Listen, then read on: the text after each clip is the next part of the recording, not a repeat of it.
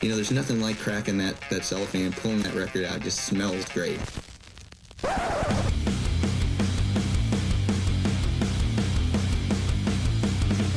Welcome to BODS Mayhem Hour. Non-stop hardcore energy. I love the show, guys. You're awesome. Unlike any other. With your host, John the Bod, a.k.a.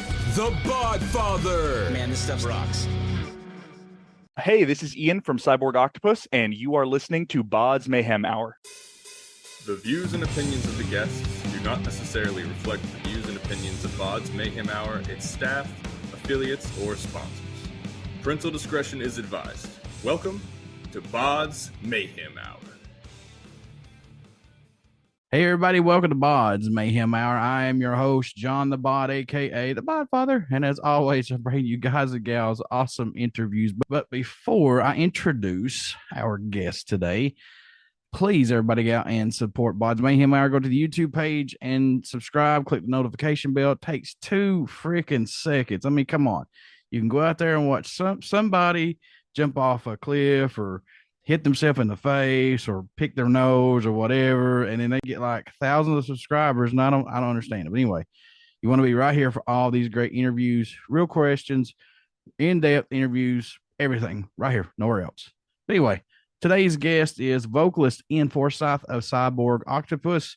They will release their sophomore album Between the Light and Air on August 26th via Silent Pendulum Records. Also, check out single Seizure of Character. And we're going to be talking about all this good stuff. So, Ian, welcome to the show. And I didn't screw anything up that time.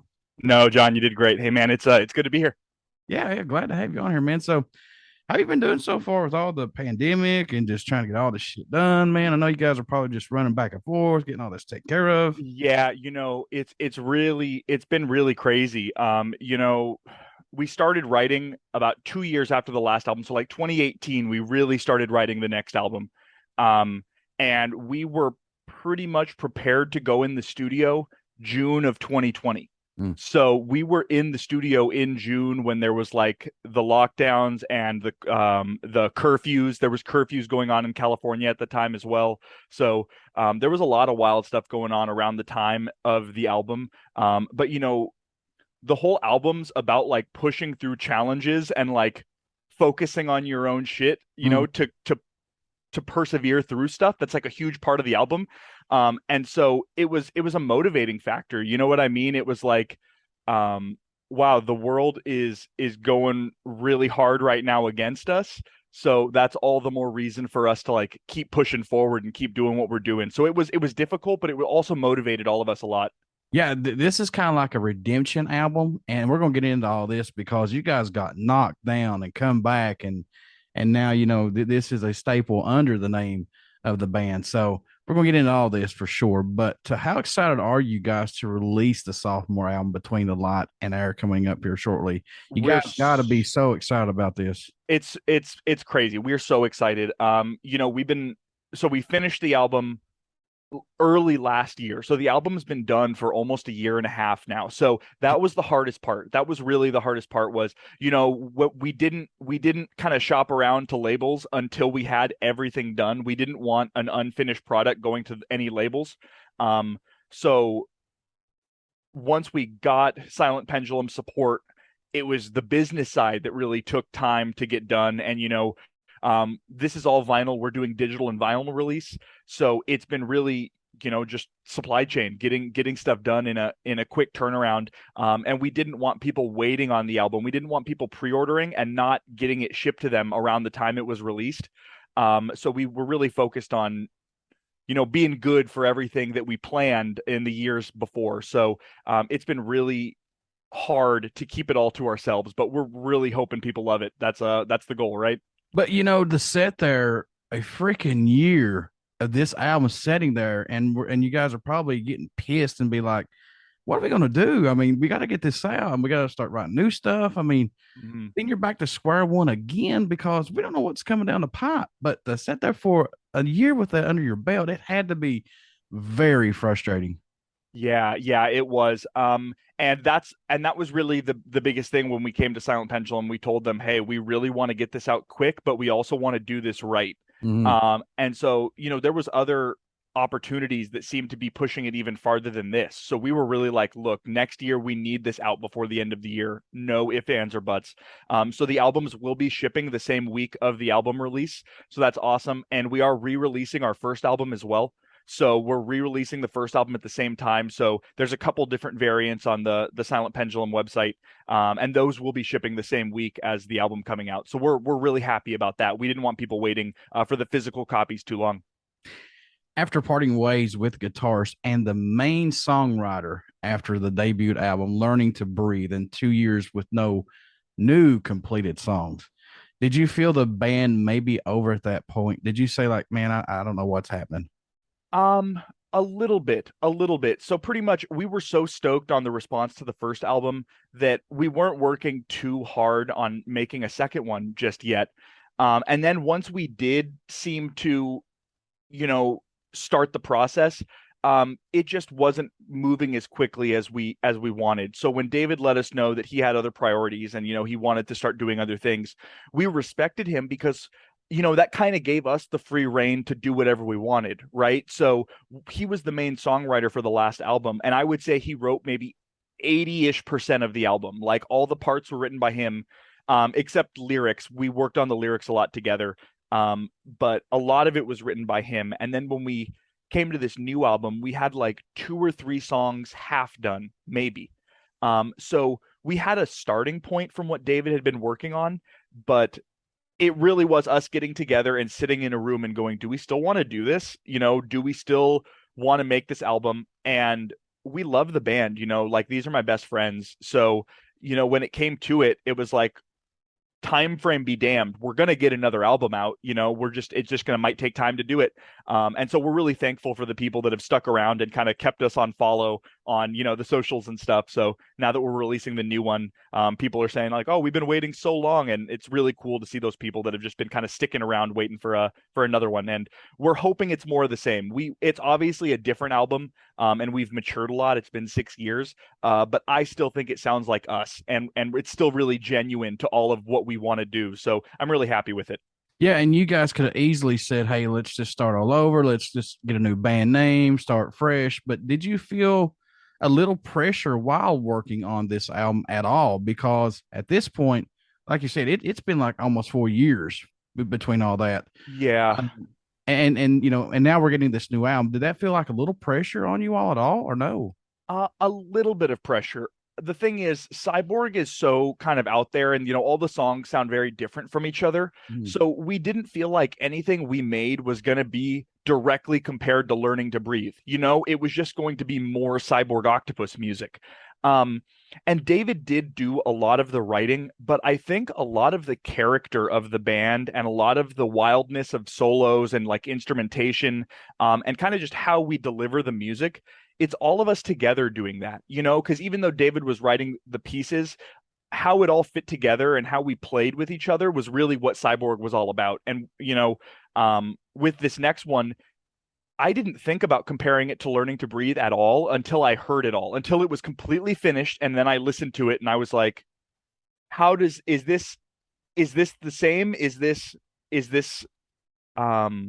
the same direction, and I think it's just evolved. I think people who liked the last album are going to be very surprised and happy with this one. I think this is the band's new album and lineup. Do you feel the album is a continuation of what the band is currently going to sound, and plus staying true to Cyborg Octopus's music, man? Yes, absolutely. The last album, most of the lyrics were done by me, and a lot of the album art was designed by me as well. So, in terms of the themes and that album cover with, the half and half, all of that was sent to an artist with kind of my direction. And so this album was a lot more of the same in terms of the artistic direction. We are very consistent with kind of what we like. And so I talked with the band a lot about kind of artistic direction and where we were going. And so it does feel like an evolution, not a direct sequel, but there are some, lyrical references and musical references to the last album on this one too. So, we are kind of throwing it back for our old fans as well, because those songs mean a lot to us too. It's not just the fans. That it was, we've been playing them for 6 years. Our set was that album for a really long time, so we love it, and we care about it a lot. So I think the next one's going to be great. Yeah, definitely. So when did you guys realize, hey, we could still write great music still under the Cyborg Octopus name? We don't have to change anything. When did it come comfortable? Well, we had a meeting with David when he left the band about, hey, here are some, like, he had sort of like these kind of unwritten rules about Cyborg songs, like things that he thought about when he was writing songs. So he kind of gave us some pointers on how he used to write songs, but the band had been playing those songs for so long that we all sort of had the feeling of those songs. So Bobby, our guitarist, he really picked up the writing slack, and he wrote a couple songs pretty much start to finish and gave us like almost a finished song, and then the rest of the band got to kind of put their pieces onto it. So he did great. And then Patrick, he's the only one in the band that actually is musically educated. He's the only one that went to school for music. Mm-hmm. So having him, he always used to complain about how crazy the old keyboards songs were written, because he didn't write any of those parts, right? David all wrote them on Guitar Pro. He didn't write them on a keyboard, so it was kind of crazy playing them. So he was really happy to kind of make really good full key parts for some of these new songs. So there's definitely going to be a lot more significant keyboard in the new album, I think, that people are going to be happy about. That's good, man, because to me, you want to have different flavors of stuff in an album. It's like a roller coaster. I mean, and I've said this a million times. I'm sure people are getting sick of me saying this, but it's God's honest truth. It's a 10 commandment in the musical commandments, I should say. You gotta have an album that takes you on a roller coaster, because if you keep writing that same album for 15 years, it's going to get stagnant, and finally you're just going to realize and say, good God, why can't we go outside our box and grow? What the hell? Yeah. And two of the things me and David and the band talked about, one that we always talked about writing, learning to breathe, and it definitely carried over to this one, is tension and release. Like we got to build something up to give it significance and then give a big impactful change, right? Transitions in metal are so cool. And so writing things that build up and break down, right, is such a huge part of metal. And also just never do the same thing twice, just always try to keep it fresh. And that's really what I think we did. I got to know, man, what led the song Seizure of Character to be the first track released off the album? I know that's an old one that was left in the vault, but let's talk about that. Why was that the one that had to come out swinging first? We are a metal band at the end of the day, and that's one of the most metal songs on the album. That's one of the heaviest songs on the album. And we wanted people, it was kind of like hey, we're back, you know what I mean? That's really what we wanted, because the next couple singles are wacky, like the next couple are a lot weirder than the first one, and we didn't want one of the wacky songs on the album to be the very first song people heard, because at the end of the day, we love metal. We're in a metal band because we love this stuff, and we wanted to show off one of those songs that we all loved. We wanted it to be on the last album a lot. Like everyone was like, we need to get this done before Learning to Breathe is finished, and it just never happened. So with it being done now, we knew that was going to be a crowd pleaser, and we're playing it live right now too. So we're really happy from the reception we get from people when we play it. So that was the reason it was the first song. So we got some curveballs coming up here with the next two releases. Yes, absolutely. And, those music videos were all done independently by the band. So when we actually went to Silent Pendulum with the album, we also came to them with 3 music videos. So we came to them with that video that we released, and then 2 additional ones that we did ourselves. So we really had a whole picture of what we wanted this album release to look like, and they were all on board with it. And, there's a lot of crazy bands on our label, so we're really stoked that they were as happy as we were with kind of the finished product we had. Are these all brand new songs, Ian, or songs that didn't make the previous album, or just anything that was left in the vault possibly? No, Seizure of Character is the only one that was left in the vault. There's a couple that were... a couple of the wacky ones were started. They were some that David started, So they're songs that David wrote a little bit of, but didn't have a finished song. And so it's cool because we still had a little bit of David help with the album, and he got writing credits on the album because he did have a big part in terms of like the bass of some of these songs. So they're not vaulted songs, but they were just took a long time to get done. And so we're stoked on them, but they are weird. So we want people to see them. And we think if we get those weird songs out before the album, obviously they're going to get some attention, and, you know, that's going to be getting people to hear the album. And, you know, no song on the album sounds like any of the other ones, right? So if we just put out a ton of different types of songs, hopefully different types of people will come see our band and kind of check it out. Any tracks that did not make this album, we can see on another album or an EP down the road from you guys. I know there's going to be some. Yeah. So we had one intro song that we wanted to get on the album that was like a 2-minute breakdown with saxophone over it that didn't get done in the studio. So that's one that we wanted to get finished. And then there's a couple others that just were like baby steps, you know, like, because it all starts with us with like one idea or like one weird riff or hey, you know what I love?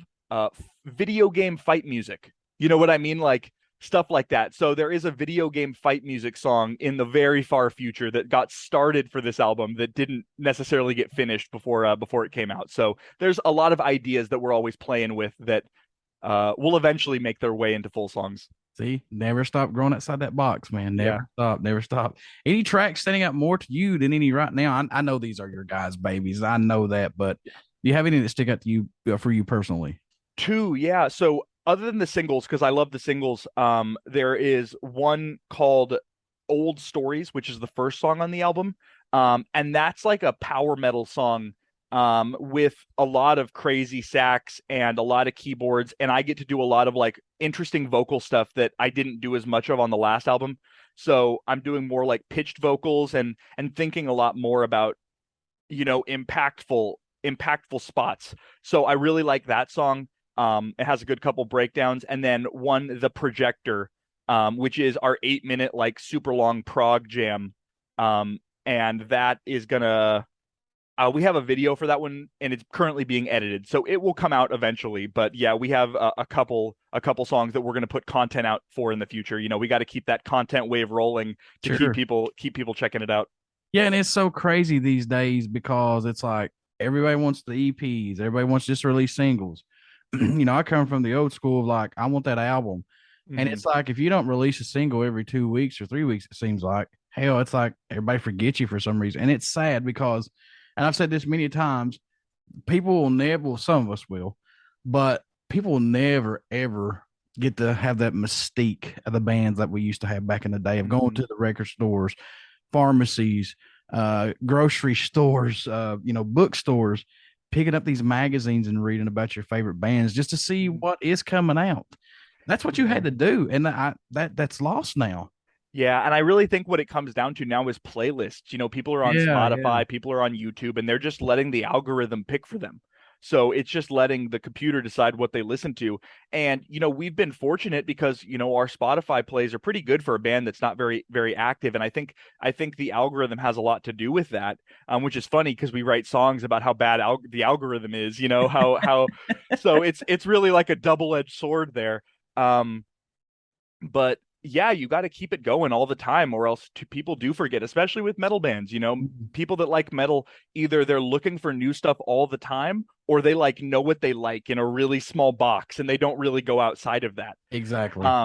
And so that's those are the kind of people we're hoping to get to, right? We just get one, all you have to do is like one song to check out that album. And so that's really what we enjoy doing, is writing a lot of different kinds of songs. But yeah, it's hard. So we've got a couple playthroughs coming out, you know, a couple videos.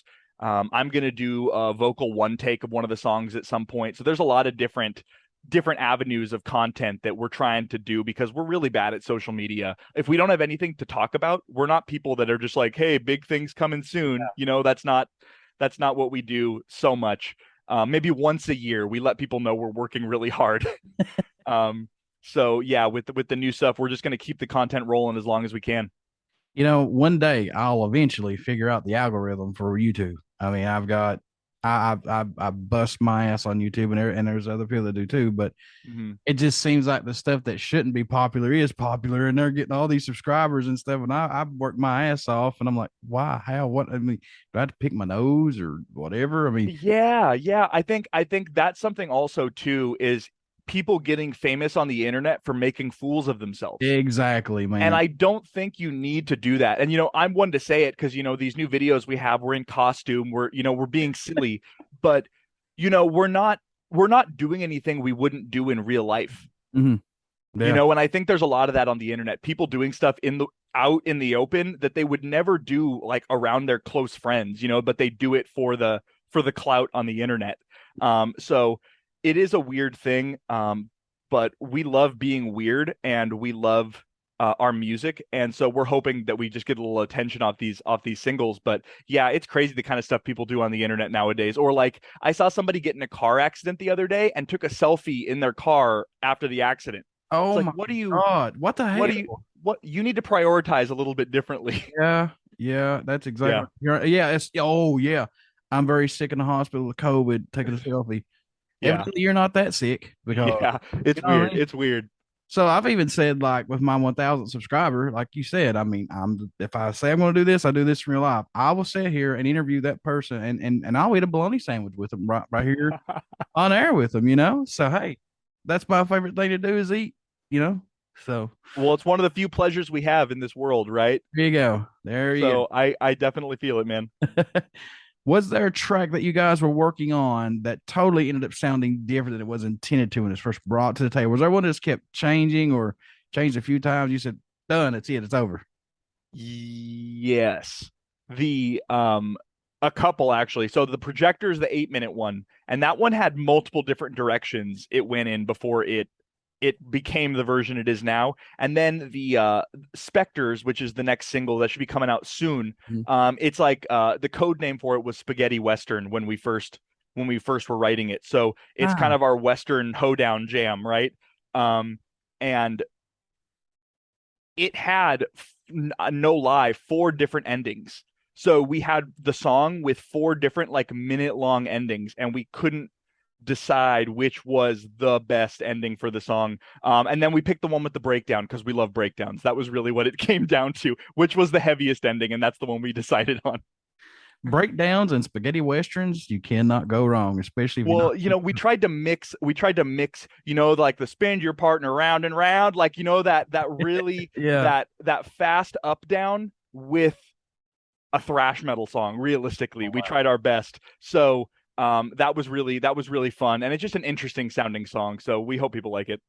So how was working with producer Nick Loikano from Fang Studios? Did he get something out of you guys that maybe somebody else might not have gotten if you worked with somebody? Nick is amazing. Nick, we've worked with on all of our stuff since about 2013. So since our first EP, we've been working with Nick, and he's great. Nick, he pushes. It's funny, we joke, he just says, that sucks, do it again. So like if we do something and it wasn't the best we could have done it, that sucks, do it again. And it just goes without saying that he pushes, and he's one of our good friends, outside of music as well. And so yeah, he pushes, and he doesn't think too quick to add his input. He waits and sees what we're going for first before he's trying to kind of push us in a direction. And so I love that about Nick, that he's smart enough to like stop and think before he gives thoughts about what we should do differently. And so he's just really smart. And so that he's in San Mateo. And yeah, it was pretty crazy when all the curfews were happening. Our studio time was from 6 p.m. to 2 a.m. and the curfew was at 8 p.m. So we would be at the studio, and then I would just drive home and like cross my fingers that I wasn't going to get pulled over by anybody during that time when everything was kind of shut down. But yeah, he's great, and those off-hour times are the best. I love working at night. I think just nighttime and the calmness that I get nighttime is very valuable. I gotta ask this though, since you mentioned that, how odd, especially living in California, to drive and not see nobody on the road like that. It was weird. and yeah, because those Bay Area freeways, I live in Santa Rosa, which is about an hour north of San Francisco. So I have to drive through San Francisco to get home. Wow. So that was a really weird time. That was a really weird time driving home and going through San Francisco, and it kind of looking like a ghost town, other than, the cop cars you see in the distance that I didn't want to be anywhere near. So the artwork was done by Daniel Bogny. Is that correct? Yes. He is from Brazil. We found him on the internet. I was looking for a while for somebody to kind of get the art we were looking for. So the last album was done by Pierre Deauter, and he does like fantasy book covers. Mm-hmm. And so we wanted a similar kind of vibe for the next album, but we wanted someone different to do it. And so Daniel does a lot of like video game fantasy-esque kind of artwork. And I love landscape images. I love like, landscape shots and really good shots of geography. And so the mountains in Learning to Breathe, the album cover, kind of led to the direction of the artwork for this album. And so, going to him, I made these Microsoft Paint sort of ghetto images, kind of like, this is sort of what I want the album to look like. Yeah. And here's the colors I want. And then we worked for a while on those. And so it's funny, he's actually gotten back to me a couple times since he made the art. And he's like, hey, have you guys released that album yet? I want to show this art off to people, but you haven't released the music. So yeah, we've had the album art too for maybe a year and a half, almost 2 years. So it's really cool to show it to people. And I love it. I love perspective. I think the album's a lot about perspective, and so having the silhouette, kind of seeing the perspective of these different places was important. So the album art reflects a lot of that. Yeah, and I told you before we went live on here, man, this is that backdrop right now is badass. I mean, that is absolutely. Oh, there we go. I disappeared. That is absolutely cool, man. Yeah. So and this is the artwork for Seizure of Character. This is the single art. So there's 4 songs on the album that have album art like this, and that's the casing for the album. So each side of the casing or the slip will have some of this art on it. What's the growth musically you've seen from yourselves working on this new album compared to the debut? What's a musical growth that you've seen that you're kind of impressed with, or something that jumps out at you? That's a good question. I think we tried on this album to write better songs. We had a lot of cool parts on the last album, but we really wanted to write like concise, good songs and not necessarily structure them like a typical pop song, but we wanted choruses, we wanted parts that repeated, we wanted memorable melodies that kind of came back, because I think some people have talked to us. They're like, oh, we love that one part in the album. Why didn't you play that part over again? Because there's a lot of parts on Learning to Breathe that, we play that riff once and then you never hear it again. Yeah. And so when we thought we had a good part, we definitely wanted to work it in more. And vocally, I tried to sing more on this album. I tried to sing a little bit more on this album. On the last album, I did sing in a couple spots, and Patrick sang in a couple spots. But there was more spots that we felt on the last album we maybe could have sang to give it more melody, but we were scared to. We just didn't think we were ready for that. And I really didn't think I had worked on my voice enough yet to do that. And so this one, it's not all singing, right? The album's still mainly screaming, but there are more parts that I added singing or added pitched vocals to add melody that I'm really proud of, because I tried to uplift, the best parts of the songs. What I thought was the coolest part of the song, I'm trying to help build that up. So that was fun, and it's definitely more mature. I think it's just more concise and more, I wouldn't say more thoughtful, but we put it all together. We spent a lot of time. How did the flow of the songs work, right? Mm-hmm. And we wanted it to groove from beginning to end. That was also something we really wanted you to be able to move to it. We're tired of seeing guys at the shows with their arms crossed. We want people moving. We're up there moving, so we want people dancing with us. Still today at a live show, feeding off the vibe of the fans while you guys are doing your set list. Does it still have that same feeling today as it has been since you started way back in the day? It's better now. It's way better now. Because people, when we first started, we were like a deathcore band and we had weird parts. You know what I mean? Like we were a deathcore band with weird like interludes and stuff. And so as people have, spent more time listening to us, the people that come to our shows are like diehard Cyborg fans. Like they're either like people that we consider friends now because we've seen them at so many shows, or people that are just about the dressing up and getting weird at a show, So we have people come up to our shows in like shark outfits and banana costumes. People will just show up in costumes sometimes.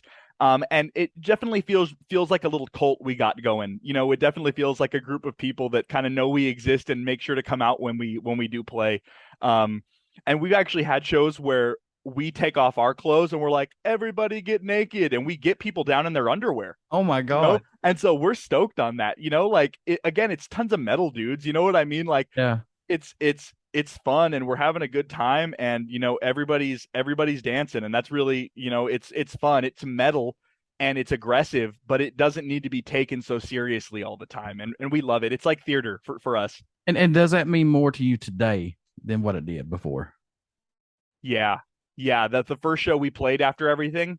The last song was one of the new songs, and I was like kind of tearing up a little bit in the last part, because it's old stories, and the line is just don't let go. It's like don't give don't give up yourself.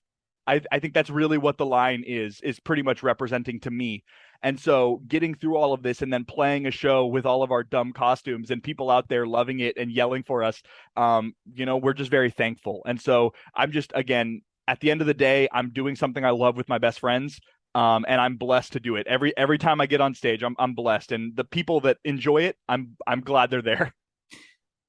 Ian, what do you hope everyone takes away while listening to this new album, or just any of Cyborg Octopus music in general? What do you hope they get from it, man? I hope they get adrenaline. I hope they get some adrenaline. And I hope they are just enjoying all the textures. I hope they're enjoying the sounds that we create. Yeah, it's weird music, and it's definitely for people that are more open-minded about their metal. But I think people should get out of it that, music doesn't need to be so serious, but you can still care about it a lot, and it can be something that you listen to all the time, or it can be something that, just brings you back to some place, or maybe gets you in the mood to party. Anything. I just want people to have an opinion on it. As long as they're thinking about the music, I'm happy. Yeah, man, whatever is your niche that takes you away to get you out of this world for a little bit, just to relax and unwind and just, calm down.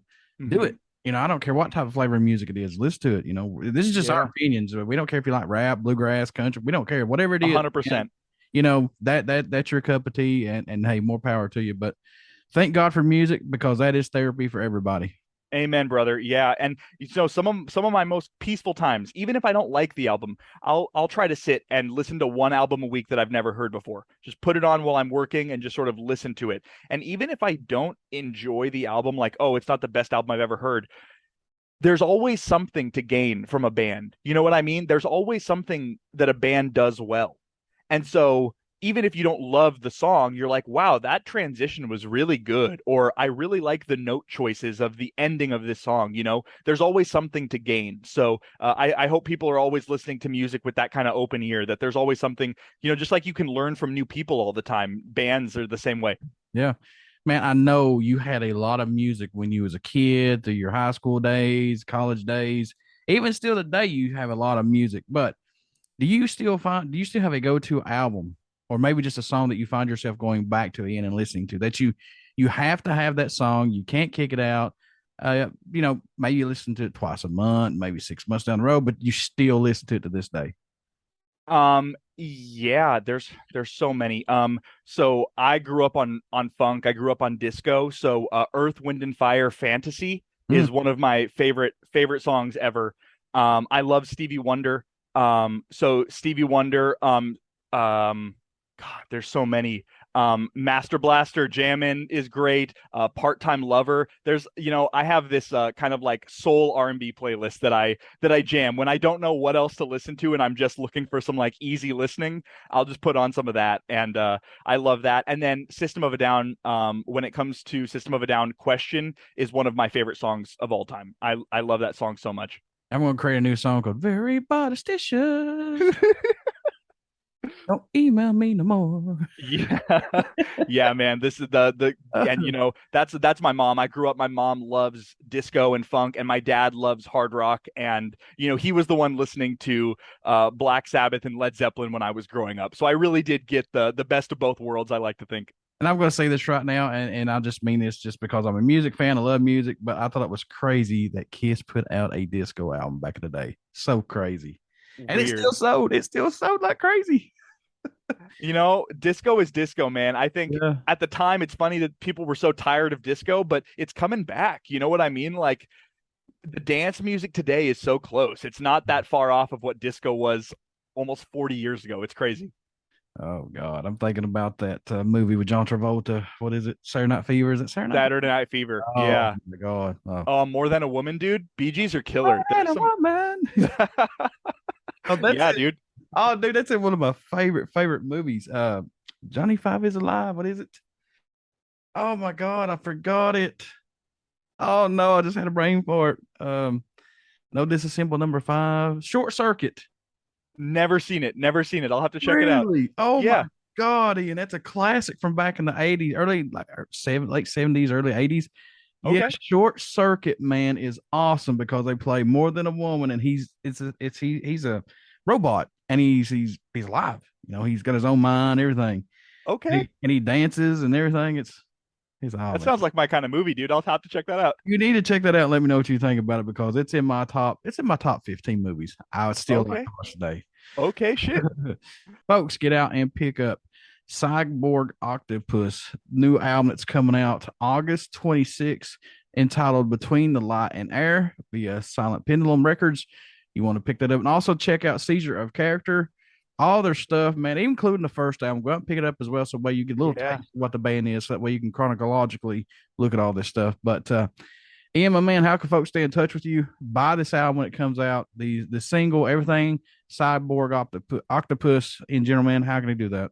Facebook and Instagram is the best way to keep up with the band. If you're looking to pre-order the new album Between the Light and Air, or the old album Learning to Breathe is getting re-released on the same day. So that's going to all be on Silent Pendulum Bandcamp. So we have lots of links to that on our Facebook and YouTube, Cyborg Octopus. There's no other Cyborg Octopus band on YouTube. And before I let you go, would you care to do a promo for my show? Hell yeah. Hey, this is Ian from Cyborg Octopus, and you are listening to BODS Mayhem Hour. Hey, everybody, stick around. We've got some great stuff coming up. You only hear these interviews right here on BODS Mayhem Hour. Get out and check out our Facebook page. There's our podcast link and that YouTube link that you want to go out and subscribe to. Click that notification bell. It'll help me out tremendously, folks. I'm grinding. I am grinding. If there's anybody out there grinding on YouTube for this, it's me. It is me. But anyway, I love doing this, and I wouldn't change anything right now other than giving me other way, like give me 1,000 subscribers. That 1,000 subscriber, we're going to eat a bologna sandwich on here. We're going to talk. How close are you? I'm 832 subscribers right now. Ooh, so close, man. We need to push that, folks. We need to push it real good and all that good. Anyway, you want to get out and pick up Cyborg Octopus new album, like I said, Between the Light and Air on August 26th via Silent Pendulum Records. Check out Seizure of Character. Also, I am affiliated with Metal Inc., also Forum Obscure, which is a online magazine with obscure art and album reviews. Go check those guys out. And Diary of the Madman, the Ultimate Ozzy Osbourne podcast with Dan and Josh, my bros. They know more about Ozzy Osbourne than Ozzy Osbourne knows about himself, because Ozzy's forgetful. I mean, he forgets a lot of stuff. So they're really good, man. They can help Ozzy. Trust me. I know Josh, that's his dream. He's already met Ozzy, but anyway, I'm getting sidetracked here anyway. But anyway, get out and check out all this stuff and support me. I cannot thank you guys enough. And Ian, my friend, thank you for doing this interview with me. And I wish you guys nothing but the best of luck. Thanks, John. I'll talk to you soon, man. Thanks a lot.